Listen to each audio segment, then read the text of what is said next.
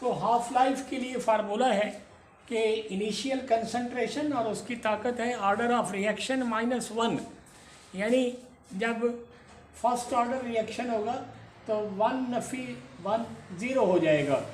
और इसकी वैल्यू उसने बताई है, ये कैलकुलेशन है बाकायदा, लेकिन वो कैलकुलेशन आपके सिलेबस का हिस्सा नहीं है। इसी तरह से कि अगर सेकेंड ऑर्डर रिएक्शन है तो उसके लिए क्या होगा, A2-1 बराबर होगा 1/KA। इसी तरह अगर थर्ड ऑर्डर रिएक्शन है तो इसके लिए क्या होगा, 3-1 और ये इसकी वैल्यू है 1.5/KA²।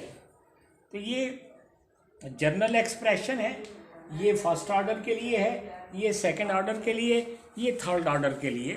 तो half life at the time required to convert 50% of the reactant into product, जैसा कि half life period for decomposition of N2O5 at 45 degree is 24 minute. इसका मतलब है कि अगर N2O5 का इशारिया 1 मोल हो तो 24 मिनट के बाद कितना बाकी बच जाएगा, इशारिया 0.5, और फिर 48 मिनट के बाद कितना बच जाएगा, इशारिया 0.25, और फिर 72 मिनट के बाद कितना बच जाएगा, इशारिया 0.125। यानी इसमें इनिशियल कंसंट्रेशन अगर इशारिया 1 मोल थी तब भी जो है हाफ लाइफ वही है।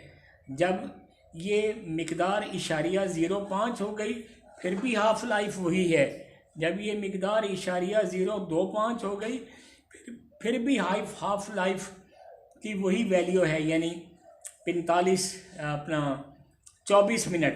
तो इसका मतलब ये है कि ये एक ऐसा रिएक्शन है जो फर्स्ट ऑर्डर रिएक्शन है, इसलिए जो है इसका इन्हसार इनिशियल कंसंट्रेशन पर नहीं है।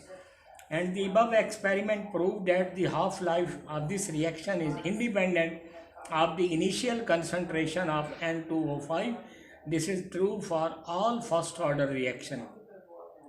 Disintegration तोड़ of radioactive uranium 235, उसका हाफ लाइफ है 710 मिलियन ईयर। अगर 1 किलोग्राम है तो इशारिया 5 कितना बच जाएगा, 710 मिलियन ईयर में। फिर इशारिया 5 से इशारिया 25 कितना टाइम लेगा, 710 मिलियन ईयर। ये फिर रेडियो एक्टिव सब्सटेंस है और इसमें भी उसी तरह से कि फर्स्ट ऑर्डर रिएक्शन है तो इंडिपेंडेंट है of the amount of dead substance.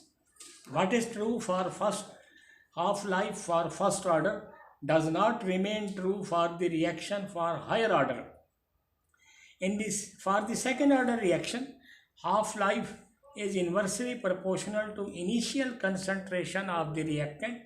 For third order, half-life is inversely proportional to square of initial concentration of the reactant. जबकि ये कहता है 1, 2, 3 और half-life period for first order, second order, third order reaction respectively. A is the initial concentration of reactant, और journal form में इसको ऐसे लिखते हैं, half life is inversely proportional.